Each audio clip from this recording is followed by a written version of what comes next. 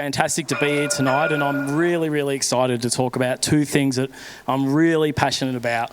So I'm really passionate about understanding non-human objects and how they impact and affect people and how they make you feel. And I'm also really passionate about Taylor Swift. So I'm going to enjoy talking about it. So what I'm going to do is I want to do a bit of a breakdown of the discourses that are attached to Taylor Swift and sort of connect them to sort of some gendered actions that are happening here. This is what I do for my day job. As Ebony said, I'm a sociologist. I do a lot of gender research. This is something which I take really seriously. But in the old adage of, if you don't laugh, you cry. So I want to have a bit of fun tonight as well. So what I'm going to try and do is I'm going to try and seamlessly thread in as many Taylor Swift songs into the presentation as possible. And you can all play a little bit of Taylor Swift bingo and see if you can write them all down, and then I'll reveal, hopefully I'll remember them all, I'll reveal them all at the end of the show. How's that sound? Are you ready for it? Let the games begin. Okay, we need to start with something a little bit delicate first. Let's call out the elephant in the room. You're all possibly sitting there thinking, oh great, we've got a man up here telling women what to do, because that's really worked really well in the past.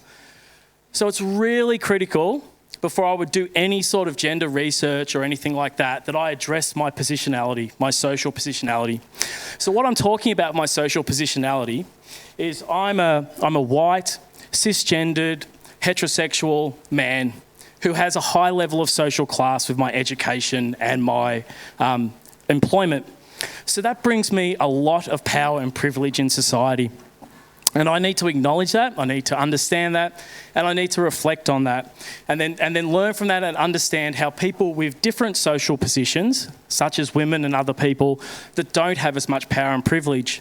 I've got some really trusted mentors, some of who are in the room tonight, who have helped me work through that. And by understanding that, I can then able to sort of work in this space. Also, some of the topics that I'm going to touch on tonight, things like sexism, misogyny, and gender discrimination, are perpetuated by men.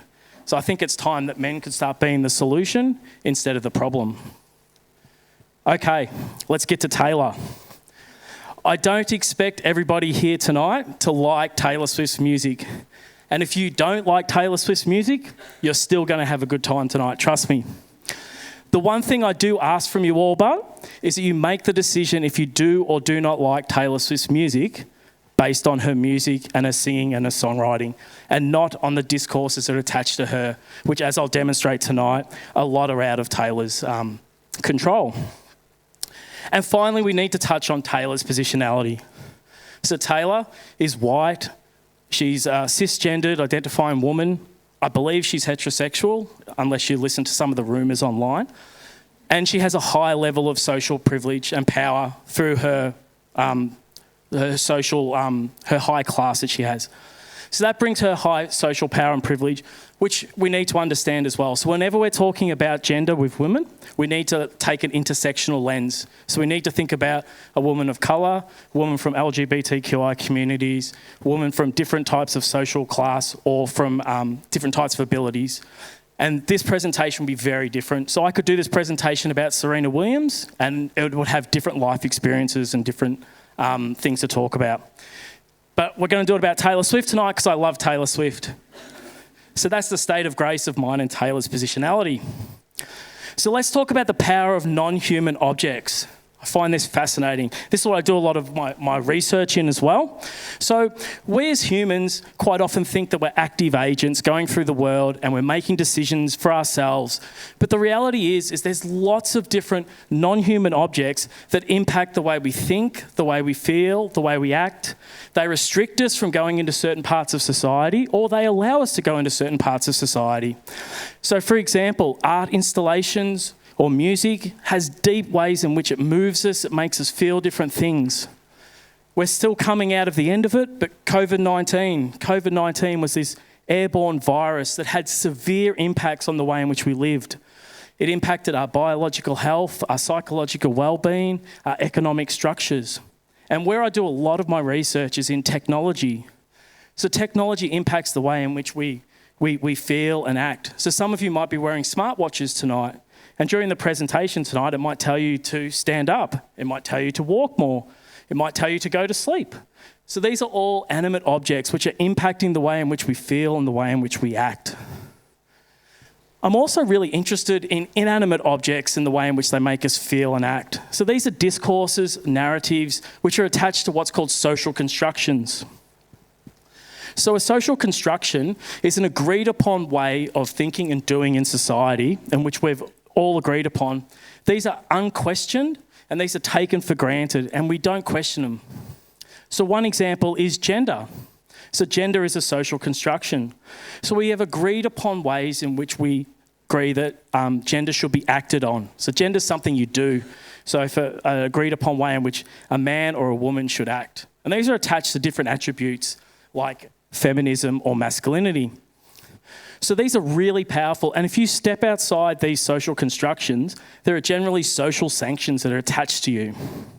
So what I want to do now is I want to talk about Taylor Swift, and I want to talk about how the power of these non-human constructions, these social constructions of gender, have been used to frame different narratives about her, and then I'll come to some conclusions at the end. Okay, this is the fun part, Tay-Tay. Okay, I got to be honest with you. 18 months ago, not in my wildest dreams that I think I'd be standing up here talking about Taylor Swift. I actually thought that Taylor Swift was a pop singer. I thought that she lacked substance. I didn't think that she had credibility. And that was because I believed these discourses. So, for example, in 2014, the Triple J Hottest 100, they closed their voting because there was a campaign to get Taylor's song Shake It Off into it. And that sort of just said to me, oh, well, obviously, Triple J, they're the bastions of what music is. So obviously, that must be right. She mustn't have that much substance. However, something was happening at the start of this year and the end of last year. Was the Eras Tour was coming to Australia. And there was this huge wave of popularity of Taylor Swift. And I started noticing things. And as a sociologist, when things start happening in society, I take it really seriously. I'm like, this doesn't add up to me. I think that this person has no substance as a singer, no credibility as a singer, but she's popping up everywhere in popular culture, that she's so popular. Like Triple M, for God's sake. We're getting Triple M artists to cover her songs and then playing them on there. It was unthinkable to me. So as a good sociologist, I thought, I'm going to do some research. So what I did is I went and listened to her music. I found out I was so wrong. This is who Taylor Swift is. Taylor Swift is multifaceted. Taylor Swift has multiple identities. Taylor Swift's music spans over multiple genres. Taylor Swift is the singer-songwriter of our generation. I think that anyway. So this wasn't adding up to me. So something was going on here. Why is it that myself and a lot of people are very dismissive of Taylor Swift, think that there's a lot of criticism angled at her? And because I work in this gendered space, I was thinking to myself, the spidey senses are going off. There must be maybe something else going on here, which isn't just about her music and who she is. So I thought I'd look in a bit more, and we're going to have a look now at some of these discourses that are attached to Taylor Swift through the media. So the media discourses attached to Taylor Swift. This is why we can't have nice things. So what are some of the discourses? So there's been a cancel culture against Taylor, wanting to cancel her whole career. Taylor is constantly criticised for not having political views or not voicing her political views, which doesn't seem to be commensurate with other celebrities. We don't seem to ask Ed Sheeran all the time if he's a Tory or whatever he wants to be. Taylor Swift is criticised for the way she navigates through the record industry and the way she's removed herself from the traditional forms of production. Taylor Swift is constantly, what I'd say, slut-shamed in the media. There's this constant fascination with how many partners she's had, what partners she's had, what she's writing about, what she's singing about. There is a constant criticism of Taylor Swift's use of private jets and the impact that has on the environment. And this is a valid issue, But I would argue that the amount of criticism that she receives compared to other people, especially high-profile men, CEOs of companies, even sporting teams, it's not commensurate with the criticism that she receives. And Taylor Swift is constantly body-shamed. So first off, the media needs to calm down. But these are examples of, I would say, some of it is sexist, some of it's misogynistic. These are things that other popular cultural stars have had to deal with as well, women. But I would argue that Taylor Swift has had to cop this probably more than most. So some of this is overt. So things like the slut shaming and the body image is quite overtly sexist, I would say. But there's other things that I think are quite subtle. And I want to demonstrate that to you now. So a lot of these social constructions and these the ways in which gender is sort of operationalised and sometimes used against people is quite subtle. We don't actually see it happening. We don't even realise it's happening. There's no body, no crime, so it just keeps on happening. And this is one example here. So as I said, back at the start of the year when Taylor came out, she was popping up in all different areas. And there was this podcast called The Minefield. So The Minefield's it's a podcast with Waleed Ali, who is the host of The Project on Channel 10, and Scott Stevens. And they sit around and they talk about different issues from an ethical point of view. And they spoke about this episode, they were talking about Taylor Swift and Beyonce and this concept of these big pop concerts that they have, and they were very critical of them. They felt like these big stadium arena concerts are very manufactured, they're very choreographed. They accused Taylor of being quite selfish in the way she does it. They claimed that she had a disconnect to her fans. It was clear that they had not seen the Eras Tour or been to the Eras Tour, so I was quite critical of it. But the most thing I was critical about was this particular quote here. And this particular quote was from Scott Stevens, and he was making a comparison in which he was comparing Taylor Swift's concert to the US rock band Pearl Jam. And this is what he said. He said, "I've been to see Pearl Jam in concert a number of times. They are my band. Part of the wonder of going to see them is that every performance is a kind of a double or nothing. Every set list is not made to be choreographed or made to correspond to a particular light or video show." Okay, I think that this quote is absolute bullshit and this comparison is absolute bullshit. Because this is the subtlety of these gender discourses. Pearl Jam, 5 American men, are the archetypal band that is made to play in an arena, arenas, concerts. If Pearl Jam, who are coming to Australia in November to Marvel Stadium, if they rock up, wear the same clothes they wore in 1990, have the same haircuts, they play for 50 minutes on acoustic guitars, or they play for 3.5 hours. If they play all their songs or none of their hits, they will be asked back. Their criticism will be minimal. They are the people that we expect to see there. If Taylor Swift rocks up and Taylor Swift doesn't do 6 costume changes, sings all her songs, has perfectly manicured hair, there'll be criticism and there'll be pushes to keep her out of this space. We see this all the time in popular culture, that women have to reinvent themselves to be relevant. At the end of this month, Katy Perry's coming out to sing at the AFL Grand Final. She has a new album out and she's had to completely reshape her image. And we see this in television, film, music all the time, that women have to do this. George Clooney's got grey hair and a grey beard and he's a sexy fox, But women, it's not like this. And Taylor Swift knows this all too well. This is the part of the talk where I get a little bit red with anger. Taylor Swift's called this shit out. Taylor Swift wrote a song called The Man. In the song, she says, "I'll be a fearless leader. I'll be an alpha type. When everyone believes you, what's that like? I'm so sick of running as fast as I can, wondering if I'll get there quicker if I was a man. And I'm so sick of them coming after me again. Because if I was a man, I'll be the man." Sorry, I wasn't confident enough to sing that then. This has happened for hundreds of years, where women and people from marginalised groups have called out behaviours in which social constructions are angled at them. But what happens is because we don't question these social constructions, is it's individualised. Oh, Taylor, if you want to be in the record industry, if you want to earn all this money, if you want to take control of your albums, you need to suck it up. You need to understand that this is what happens. And this is why she becomes a little bit of an anti-hero in the industry. So what does this mean? Why?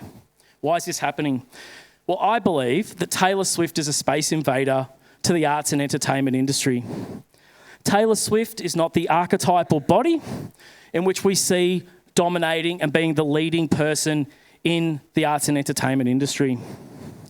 One big example for that is Taylor's versions. Have you heard of Taylor's versions? So the story behind Taylor's versions is that Taylor, when she was a teenager, she signed a 6-record deal with a record company.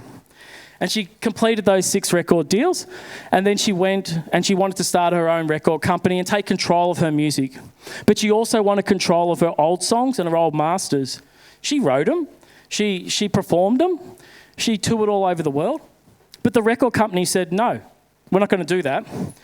We'll give them to you, but you have to sign another 6-record deal. It was a bad deal for Taylor. So she said, no, I'm not going to do that. So you know what she did?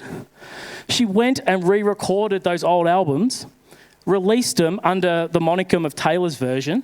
Then she put new songs, or old songs, but ones that hadn't been released. They were a big hit. The All Too Well 10-minute versions got nearly 1 billion streams on Spotify.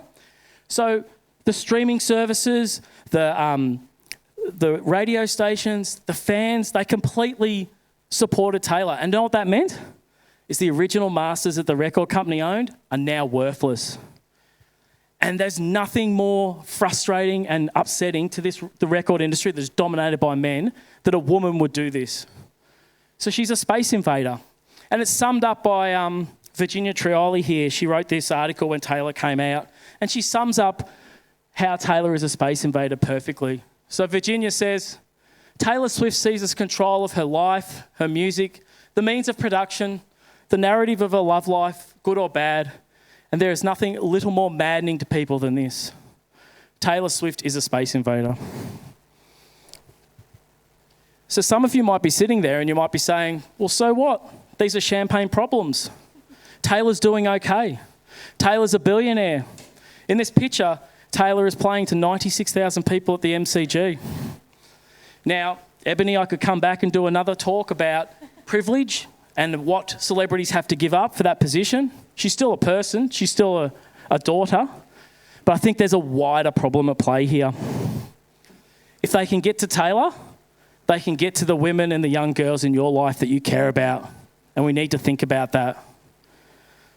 So what about the young girls that want to be scientists and want to be engineers and the different barriers that they have to go into those professions? The young girls that want to play different sports, masculine sports, the different barriers that stop them from doing that, the lack of infrastructure. The young girls that want to go into gaming and the high-tech industry and how difficult that could be. I want to look for a future where all these young girls have a blank space in which they're not prescribed different gender constructions that shape them the way they want to go into different things. I think that's a really important future we should all strive for, realising about these gender constructions. So, our journey together is just about going to come to the end. But I think it's only fitting that we let Taylor have the last word. So as I look at you all now, I want you to know that I've had the time of my life fighting dragons with you, but fate's about to step in and we're going to have to say goodbye. So please remember my name. I've been Paul Bowell. Long live. Thank you.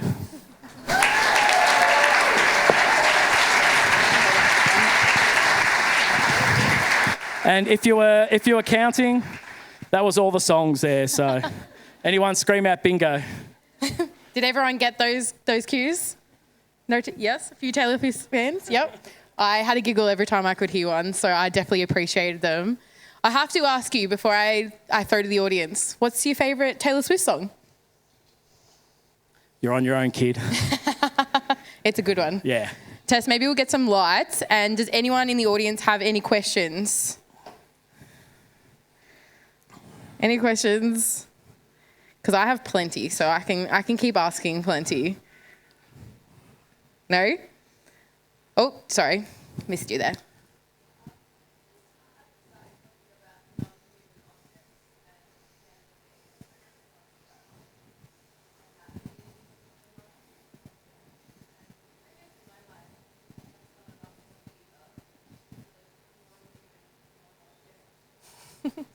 Where did the non-human, non-object things end, I guess? So I would argue that social constructions, there's lots of different social constructions, different discourses attached to different things, are non-human because they take a life of their own. We don't realise that they're actually happening. So as I was saying, like some of the examples that I use then, especially about gender, like they're quite obvious, like they're misogynistic, they're sexist, but like that example with the podcast, it's constantly happening. So most of my research I do in sport. So during my PhD, I researched AFLW footballers, and constantly when I was at conferences, through like my different panel meetings, I was constantly questioned, well, why aren't you talking to AFLM footballers? But like, if you ever read any article that's written about any sport, like AFL or rugby, and they're talking about men, they'll never say, oh, by the way, women play as well, because the normalised footballer is a man. So even when they kept on saying to me, oh, you should talk to men as well, like that's a gendered assumption that, why are you talking to women because they're not the archetypal sort of person playing this sport. You really need to go speak to the people that actually know what they're doing. These are really smart, well-minded people. So these gender constructions are taking a life of their own, and they deeply impact people and they impact their bodies in different ways when they happen, but we don't even realise they're happening. Any other questions in the audience? Yes? Go for it.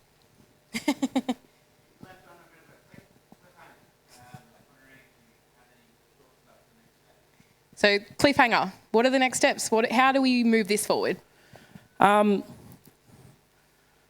Sort of what I'm doing tonight. So I'm writing a paper at the moment. It's about pushing for like allyship in sports management where I work in, about having more men research in the space. I don't like being called an ally. My colleagues have called me an ally, but for me, an ally should be more of a verb than a noun. It should be something you do. So I think it's living out your values in life. So if that's just doing something like in sport, like sitting down and watching AFLW with your son or something like that, gender roles, thinking about who's driving the car, who's doing the cleaning, who's doing the cooking, and even pushing the boundaries. Like one of the first pictures, I went to a Taylor Swift launch party for Torture Poets, and I went and got my nails painted. and just talking to the ladies in the nail salon, I was explaining sort of why I was doing it and sort of wanting to push the boundaries of these gender constructions. So I think it's really hard. Like that, I was shit scared getting my nails done. It was one of the hardest things I've done because these are really powerful. Like there's social sanctions. Like my colleague has a cooperative called Siren Sport, which she uses it for a platform to get more women into the sports media. And there's a shirt and it says, "I love women's sport." And like I wear it.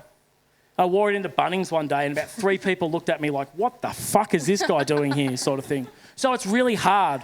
But I think it's really important to live your values out because it's impactful, It's impactful. Like all those different disciplines, and like I know, Ebony, you're in the sciences and that, but like, do you often go into meetings where you're the only woman and like, it's hard. It's a hard life for the women that want to go into those fields because, yeah, they can go in there, but, they might be, 97 men and 3 women, and it's isolating sort of thing. So that's why we need to push for more equality in that respect.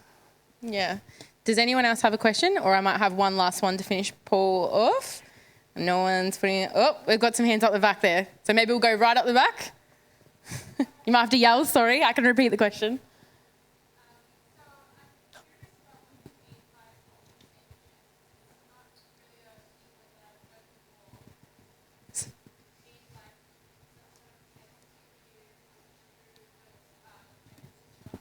So what are social sanctions? Like people looking at your Bunnings going, what the fuck, sort of thing.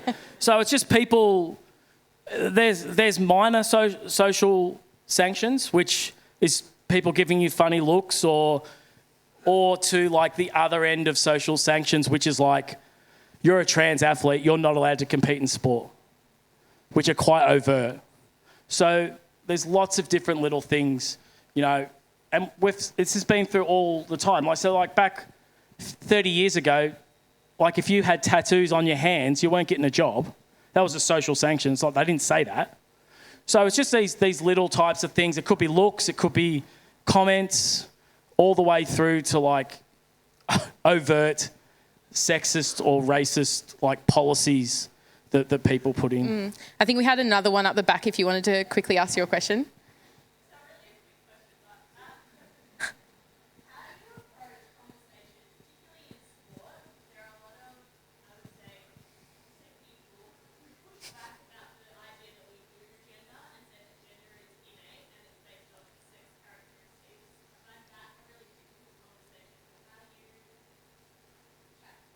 That is a difficult one. And I think, like, particularly in sport, how do we approach that conversation, and what do you think about that conversation? Yeah, no, that is a really difficult conversation. It's very hard. You have to explain yourself. And I think, yeah, you're getting into other sort of things. Like, that'll be a perfect conversation when I come back and I could do the same talk about Serena Williams, because, you know, that has been a topic of debate around Serena Williams. And then when you start talking about, you know, athletes like Caster Semenya as well. So, no, it is a difficult conversation to have, but you just have to keep on trying. You have to keep on trying to explain yourself in a clear sort of way. And just, as I said at the start about social constructions, like these are, like I teach like first year sociology, and I say to my students at the very start, like, you're going to be taken to uncomfortable places, because for me to challenge your social construction is like to challenge your whole idea of what the world is. And it can really flip people out. Like, it can be really difficult for some people to sort of understand. So you need to understand that and be patient. You can't expect everyone to just drop everything, all their world beliefs in like a 10-minute conversation. So you just have to keep on trying. All right, we might leave it there because we are definitely running out of time, but Paul's going to be sticking around for the rest of the show, so please ask him any more questions that you have. Right now, we're going to be having a 10-minute break, so please jump up, grab a drink, go to the toilet, and thank Paul again.